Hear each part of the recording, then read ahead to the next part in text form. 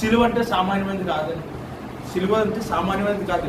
ఒక పాపి పరిశుద్ధుడిగా మారిపోతాడు, ఒక వ్యభిచార స్త్రీ పరిశుద్ధురాలుగా మారిపోతుంది, ఒక నరహంతుడు మంచోడు కింద మారిపోతాడు, ఒక అబద్ధాలు కూడా సత్యవంతుడి కింద మారిపోతాడు. సిలువ ఈరోజు నాలాంటి వాడు కూడా నిలబడి ఇక్కడ వాక్యాన్ని చెప్తున్నాడంటే అది సిలువ త్యాగం వల్ల జరుగుతుంది.